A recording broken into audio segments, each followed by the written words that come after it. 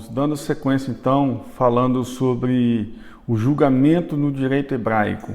Vamos tratar um pouquinho de como que isso ocorria no direito hebraico, como que eles julgavam as questões. Bom, tudo pode ter começado pela instituição da lei régia. A lei régia nada mais era do que a lei de Deus, a lei pura, a lei eterna. A lei de Deus para unir os homens em si, a única e infalível, mas real, pura e majestosa, a lei de Deus. Esse novo modelo de julgamento, de lei, pregava uma mudança fundamental no relacionamento entre humanos, pois trazia em sua essência o amor, a compaixão e a justiça. E Jesus, ele deixa esse mandamento, né? Ama o teu próximo como a ti mesmo. A história do julgamento de Jesus, ela inicia-se com a sua entrada triunfal em Jerusalém. Olha que coisa interessante, é aqui que dá o estopim. Nessa época existiam 80 mil pessoas habitando em Jerusalém. Mas com a cerimônia pascal, né, com a Páscoa, esse número triplicava. Então, você veja, enquanto Jesus entrava por um lado da cidade, num jumentinho, Pilatos entrava pelo outro lado.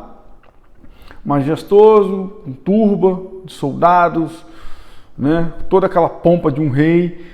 E uma multidão de judeus com ramos de oliveiras nas mãos recepcionou Jesus, chamando Bendito Filho de Davi. A palavra relata isso. Os evangelhos relatam da entrada triunfal de Jesus em Jerusalém. Isso irritou os sacerdotes do Sinédrio e alguns poderosos da região. Jesus começou a pregar na cidade, moveu multidões, curou em dia proibido e expulsou cambistas do templo. Esse último ato talvez tenha sido o estupim do maior assassinato judicial da história mundial. Mexeu, já dizia meu pai, né? Uma vez a gente falando, qual que é a parte mais sensível do corpo humano? A gente querendo falar do olho, né? Qualquer cisco que bate, aquilo ali já inflama, irrita. Aí meu pai já dizia, né? A parte mais sensível do corpo humano chama-se bolso. Tá lá. Para essa turma aí, esse ditado do meu pai vingou, viu? Porque a questão econômica que girava em torno do templo era muito forte. O primeiro ato do julgamento, a prisão. Jesus foi preso. Ocorreu numa noite de quinta-feira, dia 14 de Nisan, ou 6 de abril de 783, da fundação de Roma.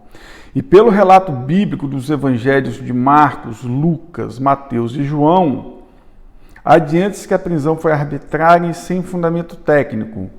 E está nessa ordem mesmo, tá, irmão, de antiguidade. Marcos, Lucas, Mateus e João.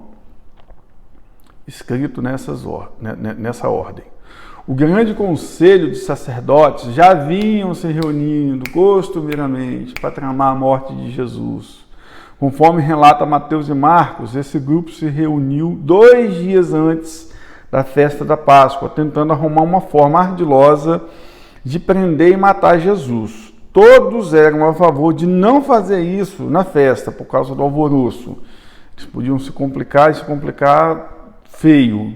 Então a estratégia era não fazer isso na festa.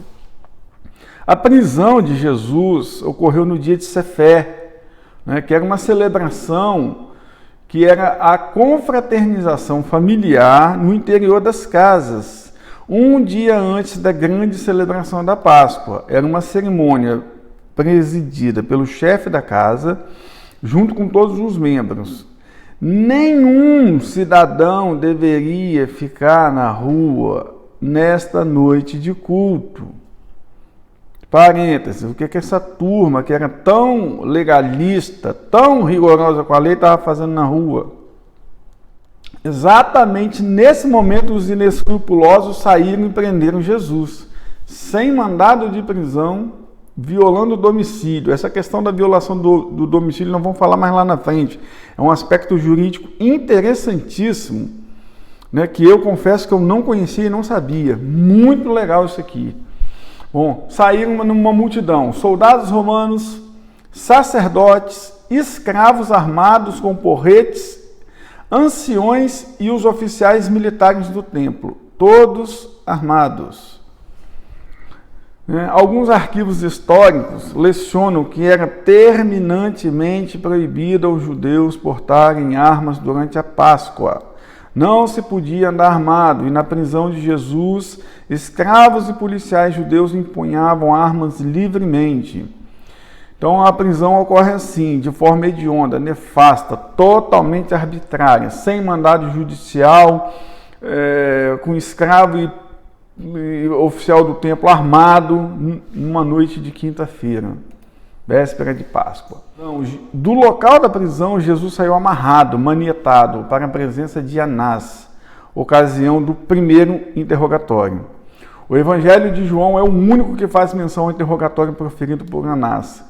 Isso está no capítulo 18, 12 a 14, que diz assim: Então a corte e o tribuno e os servos dos judeus prenderam a Jesus e o amarraram, e conduziram-no primeiramente a Anás, por ser sogro de Caifás, que era o sumo sacerdote daquele ano. Ora, Caifás era quem tinha aconselhado aos judeus que convinha que um homem morresse pelo povo. Irmãos, no mesmo capítulo 18, do versículo 19 ao 24, o que se passa é a parte mais ilegal e mais sinistra do julgamento hebraico.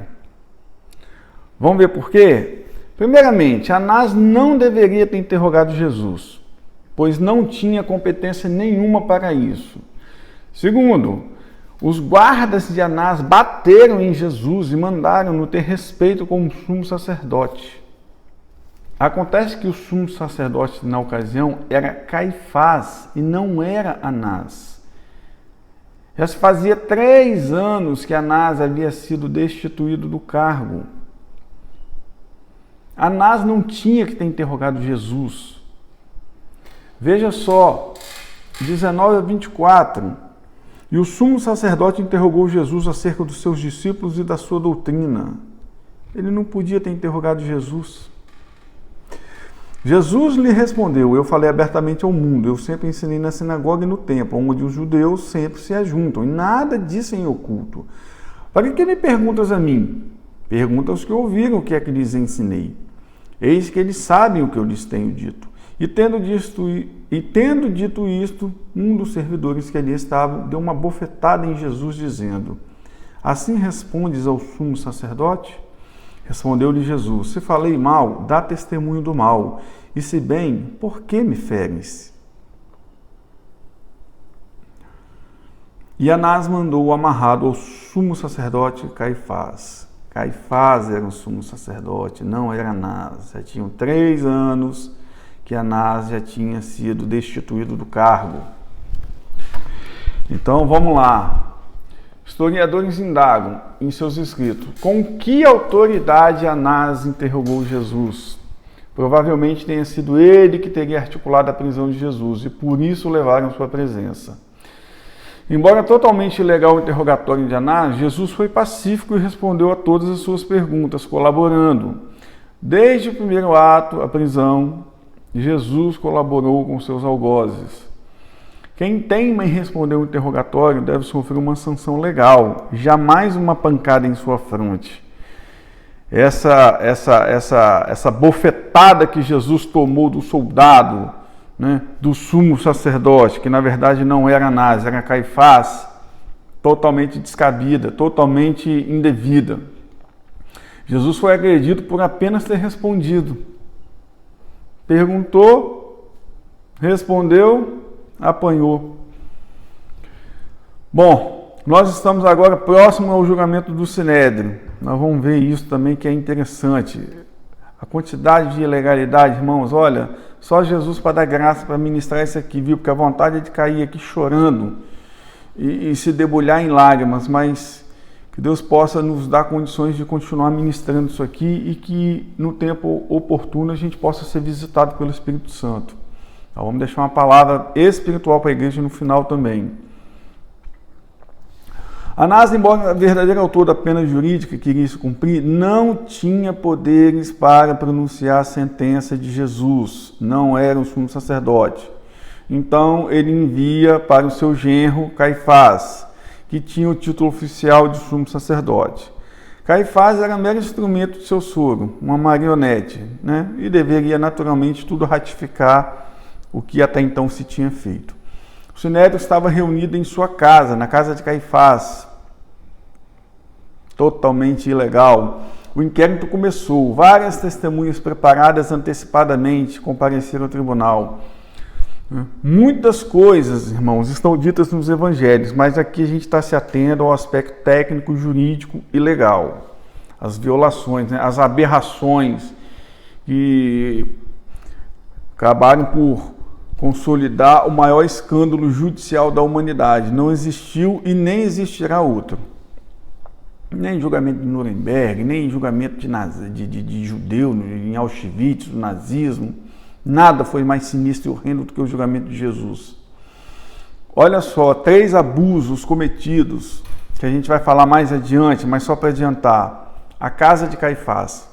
Jesus não tinha que ser conduzido à casa de Caifás, que começou o interrogatório na sua casa e não nas dependências do Sinédrio.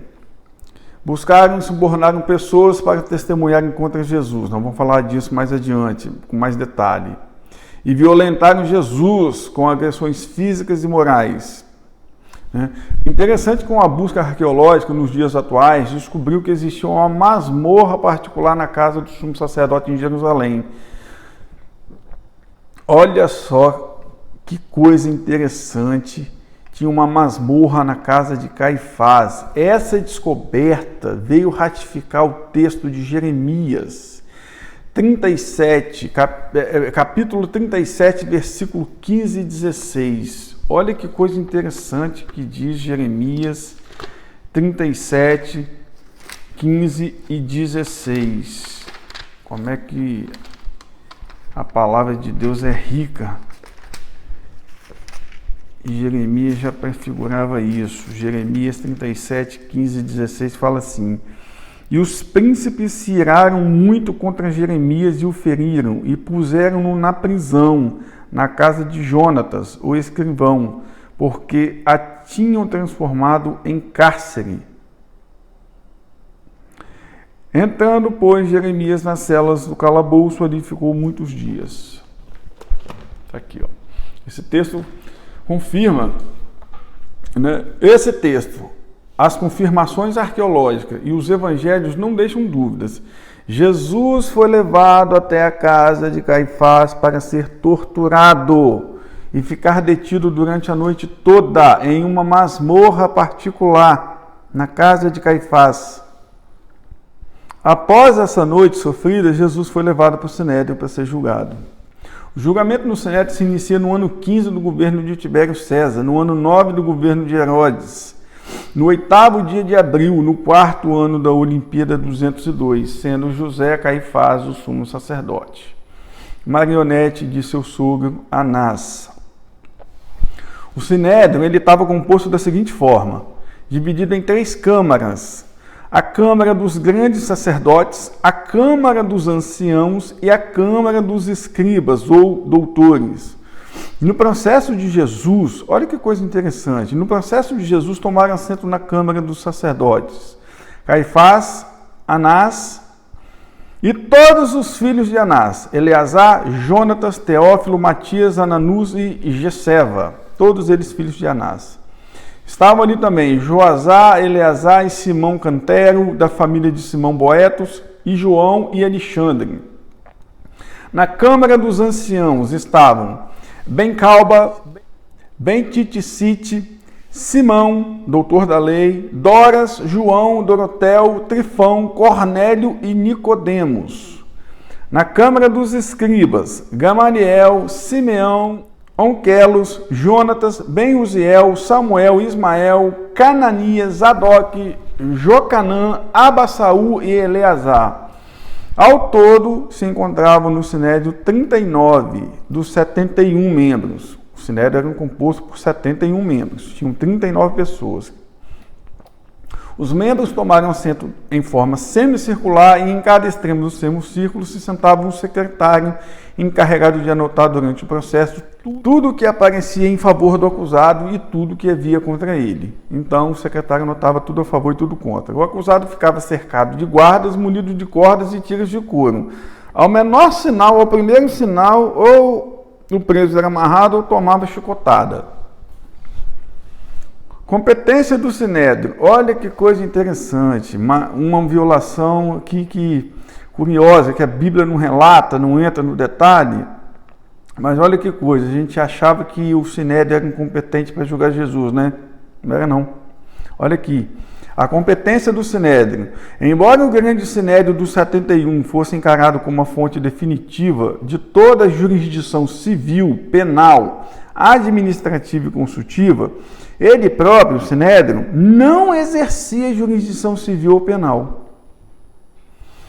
Salvo em alguns poucos casos muito bem definidos, como, por exemplo, quando o sumo sacerdote era penalmente indiciado. A jurisdição penal geral era exercida pelo chamado pequeno Sinédrio, de 23 juízes. O grande Sinédrio era, em essência, um órgão legislativo. Em períodos de guerra e de ocupação inimiga, ele estaria como qualquer órgão legislativo, principalmente preocupado com as questões políticas de que dependeria a sobrevivência nacional e religiosa. Então, o pequeno Sinédrio podia julgar qualquer judeu por qualquer crime que o fosse segundo a lei judia, condená-lo à morte, executar essa condenação e o governador romano não interferia, por mais que dispusesse do poder físico e político para fazê-lo. Resumo, o grande Sinédrio não tinha competência para julgar Jesus, ele não tinha competência legal para julgar Jesus. Olha aí, que aberração, mas o julgamento aconteceu nele, no grande Sinédrio. Vamos falar agora um pouquinho do rito do processo, como é que o rito, né, é o caminho, o procedimento, como é que esse processo caminhou, como é que ele se desenvolveu. Era necessário um acusador formal, né, o libelo de acusação. Tanto é que isso aconteceu com Paulo, quer ver isso? Está em Atos capítulo 24, versículos 1 e 2. Era o mesmo procedimento que se teria que ter adotado contra Jesus. Olha Atos 24, versículo 1 e 2. E 5 dias depois, o sumo sacerdote Ananias desceu com os anciãos e um certo Tértulo, orador, os quais compareceram perante o presidente contra Paulo. E sendo chamado, Tértulo começou a acusá-lo. Está aqui, ó, libelo de acusação. Teria que ter feito isso aqui, ó, um acusador formal. Dizendo, visto como por ti temos tanta paz e por tua prudência se fazem a este povo muitos e louváveis serviços, sempre em total, está aqui, o libelo de acusação, depois os irmãos leem. Jesus não teve um acusador formal. Tá? Libelo nada mais é do que uma dedução apresentada pelas partes a um magistrado antes do início do processo, tá? Na qual se encontra o essencial da acusação ou da defesa.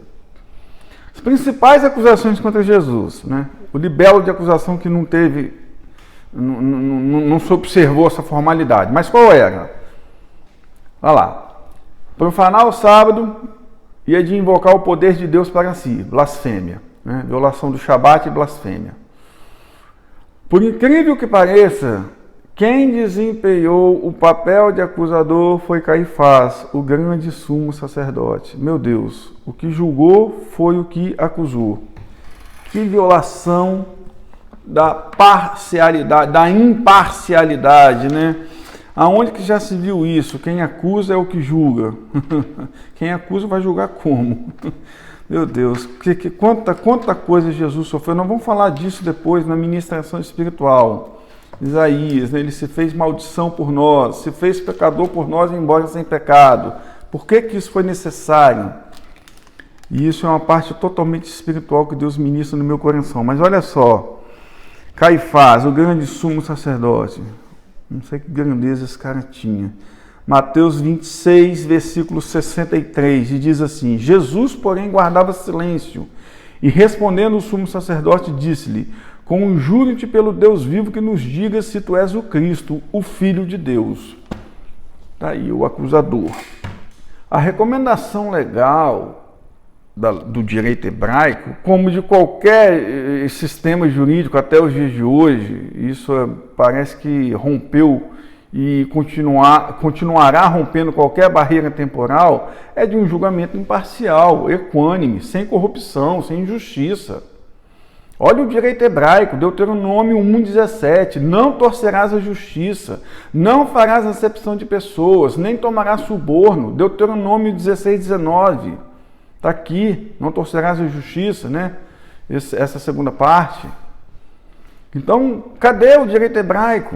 Cadê o direito hebraico? Porque Caifás não tinha essa competência, não podia fazer isso. Vamos lá, seguindo o rito do Sinédrio. O tratado que disciplinava os procedimentos permitiu uma contra-argumentação do acusado.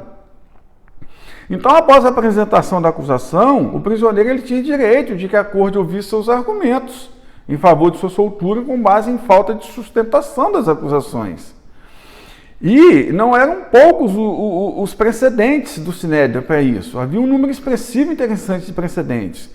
Jesus não foi convidado a fazer uma contra-argumentação dessa acusação esdrúxula promovida por Caifás, um verdadeiro absurdo jurídico. Não existe isso, processo sem contraditório. Vamos deixar essa parte mais para o final, que é a parte mais técnica, fazendo um cotejo com o direito de hoje, contemporâneo, um absurdo. Aí chega agora a hora das testemunhas, que para o direito hebraico exigia-se no mínimo duas, não se podia condenar ninguém sem no mínimo duas testemunhas. Olha Mateus 26:59, o que é que diz? Ora, os príncipes dos sacerdotes e os anciãos e todo o conselho, né, todo o sinédrio, buscavam um falso testemunho contra Jesus para poderem dar-lhe a morte. Marcos 14, de 55 a 59. E os principais dos sacerdotes e todo o concílio buscavam algum testemunho contra Jesus para o matar e não o achavam, porque muitos testificavam falsamente contra ele, mas os testemunhos não eram coerentes. E levantando-se alguns testificaram falsamente contra ele, dizendo: nós ouvimos-lhes dizer: eu derrubarei este templo, construído por mãos de homens, e em 3 dias edificarei outro, não feito por mãos de homens. E nem assim o seu testemunho era coerente. Irmãos, eram testemunhos explicitamente falsos. Até menino de 12 anos identificaria. Olha o que o direito hebraico disciplinava sobre falso testemunho. Deuteronômio 19, versículo 18 a 21. Os juízes investigarão o caso e, se ficar provado que a testemunha mentiu e deu falso testemunho contra o seu próximo, deem-lhe a punição que ele planejava para o seu irmão. Eliminem o mal do meio de vocês. O restante do povo saberá disso e terá medo, e nunca mais se fará uma coisa dessas entre vocês. Não tenham piedade, exijam vida por vida, olho por olho, dente por dente, mão por mão, pé por pé. E é uníssono todos os historiadores e escritores em dizer que todas essas testemunhas tinham que serem apenadas pelos juízes, se é que essa turma era juiz. Todos eles tinham que morrer, olho por olho, dente por dente, vida por vida. Eles testemunhavam contra Jesus com o intuito de levá-lo à morte. Minimamente, então, a pena do blasfêmio e da violação do Shabat. As testemunhas tinham que sofrer. O objeto do depoimento, né? Aquilo que elas pretendiam provar, elas tinham que sofrer isso. Sofreu? Claro que não. Armado pelos sacerdotes da época. Os judeus tinham uma lei deliberadamente tendenciosa em favor do acusado, uma outra coisa. As evidências só poderiam ser dadas por testemunho de condição exemplar. Né? Pecadores, suspeitos de serem pecadores, eram excluídos, juntamente com mulher e criança. Agentes do templo só podiam dar seu testemunho como apoio, em colaboração, não era um testemunho principal. Qualquer réu poderia requisitar a produção de um testemunho em seu favor. Todos os testemunhos foram armados por sacerdotes. A parcialidade ia sendo tão macabra, mas tão descarada, tão evidente, que Gamaliel tomou a palavra e palestrou. Esse Gamaliel mesmo, que a gente conhece aqui, que discipulou Paulo, né? Paulo, doutor da lei, criado ao pés de Gamaliel desde os 5 anos de idade, com uma amanuense e tudo que é aio e pedagogo. Né? Olha o que Gamaliel fala. Ele lembrou para o conselho, para o sinédrio, que o sinédrio não era apenas uma corte jurídica, mas também um foro teológico. Nicodemos, esse que teve um encontro com Jesus, que precisou nascer de novo, entoou o coro com Gamaliel, em sede de alegações finais. O que Nicodemos pediu? Pediu somente a flagelação de Jesus, a pena de açoite, já que as acusações eram graves e difíceis de serem provadas. Ele postulou a favor uma tese subsidiária, tentando livrar Jesus de uma pena capital, de uma condenação capital. E nesse momento já se passava da hora de entrar o Balil Ribe. Ele tinha que entrar em ação. Balil Ribe era o advogado de defesa apontado pela corte, apontado pelo sinédrio. Ele tinha que ser convidado a adiantar, a oferecer o seu serviço. Ninguém fez isso. Caifás deveria ter inquirido formalmente Jesus se ele pretendia se defender, ele mesmo se defender, ou se queria mandar chamar um advogado. Caifás não fez isso. Isso não foi feito. Né? Por isso, Gamaliel e Nicodemos postularam a favor de Jesus. Senão, Jesus não teria nenhum tipo de defesa técnica. Isso não está relatado na Bíblia, irmãos. Agora chegou a hora da votação. Mas antes de falar da votação, olha só, 3 falhas. Vamos falar 3 falhas aqui. Nicodemos exigiu saber por que não houve um inquérito preliminar contra Jesus. Questionou na ocasião se realmente o Espírito de Deus brilhava sobre a Bet-Din. Bet-Din é a expressão que significa casa do julgamento. Não ocorreu a chamada formal dos juízes. Era parte integrante da lei que o Espírito de Deus deveria favorecer o réu. Tinha que evitar suspeição entre juiz e parte.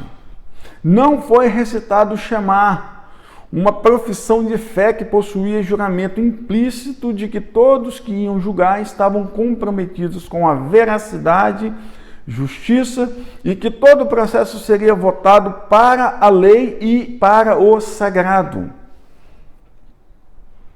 3 falhas gravíssimas. Para quem queria dízimo de hortelã, hein?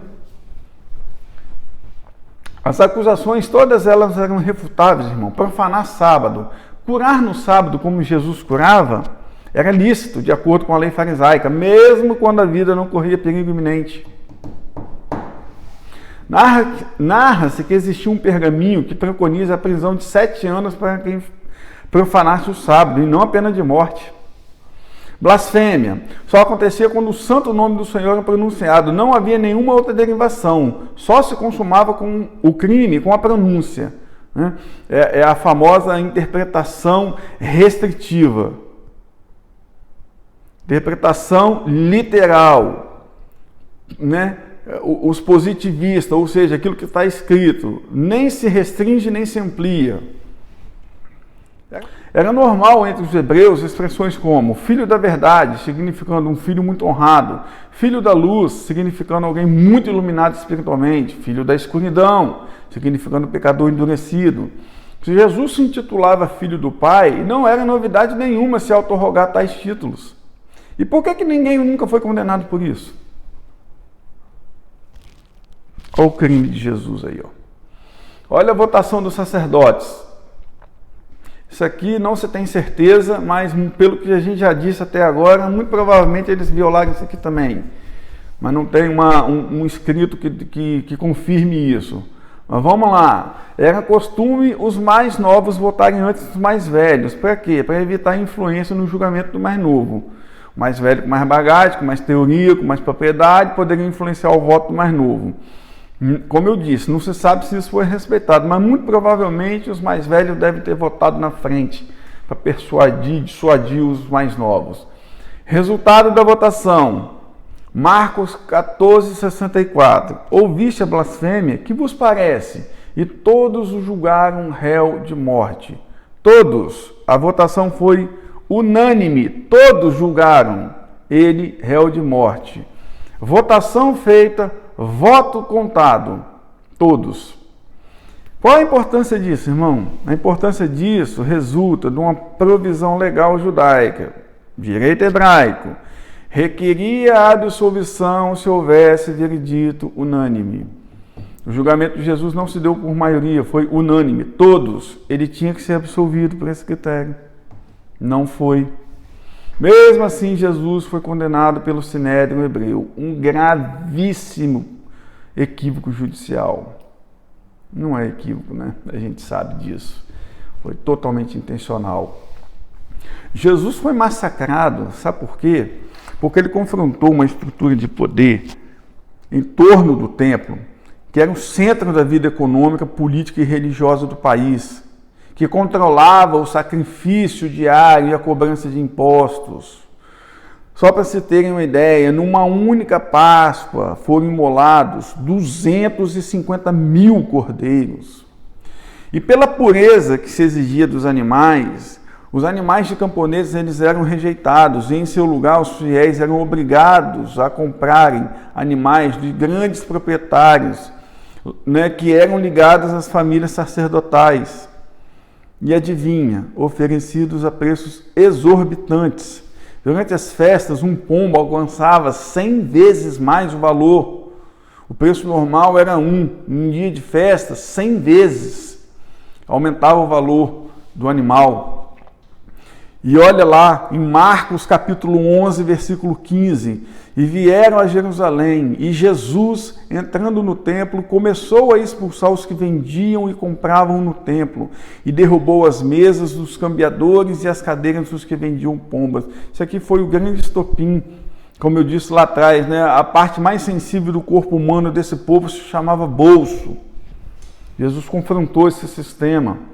E aqui, irmãos, a gente encerra essa pequena e discreta noção do direito hebraico, do direito processual hebraico, né? O direito penal, responsabilidade penal, e uma sucinta e apertada narração histórica, mas a conclusão é que o julgamento de Jesus não poderia ter tomado a direção que tomou, porque nem o direito da época, nem as leis processuais corroboravam com as práticas judiciais que se adotaram até então.